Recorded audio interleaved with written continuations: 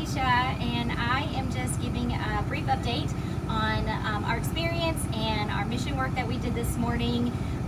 The village you see behind us is the one that we were primarily visiting with yesterday, and I went with a team of Shannon and Jerry and Mike and two of the translators, and we went over to a village, and Jerome, we went to a village across the river, and it is a very small, more like family dynamic type village community. It's called Drywood, and so we went over there, and it was already more of a different feel than the community behind us.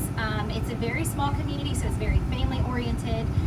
You had like mom and sisters and grandma, and the husbands were there. And so naturally the men like kind of collected the other guys, and they just kind of went off and started conversing, and we worked with the children because there was 6 children right there at the table. And so Shannon and I kind of like tag teamed with the kids and kind of gave them some coloring sheets and things like that to kind of get them a little bit more distracted, so that way we can start conversing with their moms and family and stuff. But you know, it didn't take long. It really didn't take long. You know, in the beginning, it feels like kind of awkward, you know, like, hey, what am I supposed to say, or what am I supposed to ask them? But it really is just talking to another human being and just getting to know them, even though there's a language barrier in the middle. And so we were conversing about their livelihoods, their children, their spouses, like what do they like to do, and things like that. And so immediately a couple of the ladies were telling us about how they love to grow things, or how they care for the animals and the livestock. One of them teaches. And so naturally these are all things that really connected and just spoke to my heart. And I explained to them about how I'm such a community-based person, and how I love to, you know, just have women gather together and, you know, teach each other different abilities and strengths and talents that we have. And so it got to a point in a conversation where I asked them if they didn't mind giving us a tour. And so based on all this background information and sharing my love and my passion for the same things, they were so eager to just talk to us. They were so open. You know, they did a lot more talking than we did at that point.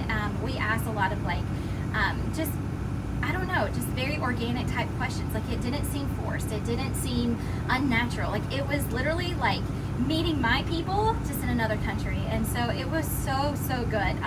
They raised parrots over there in their village, and so they were super proud when they had come in and they were eating guava in the trees, and they were pointing them out. Or one flew in the house, almost landed on my head, and it landed on the windowsill. And you know, they were trying to get us to stop and like take pictures of it and stuff. But you know, the one that was a teacher, that really spoke near and dear to my heart. She's also the one that does all the gardening and things for the community, and it was like home to me. I mean, these people are just like us.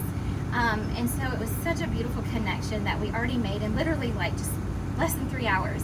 And so I was really touched by this community and these people. And you know, even the grandma, she went and picked fruit off the tree, and Victor said it's a very good sign of relational building if someone will give you fruit or offer you food. And so, you know, we took it, and it was funny, some of the little kids, you know, like the 2 and 3 year olds, they saw that we had the fruit in our hands, and one of them actually like peeled my fingers back because he wanted the guava, and so naturally I shared. But it was still just the fact that they were just so open just to us coming and being there with them. And so we weren't being fake, we weren't being phony, we weren't pushing an agenda, we were just building relationships with them, and it meant so much to them. And so at the end of it, when we were leaving, Victor said that we had built such a good, strong connection with them that at this point we could probably share or talk about anything and they would listen to us, that they were very open to us and they were very receptive to us.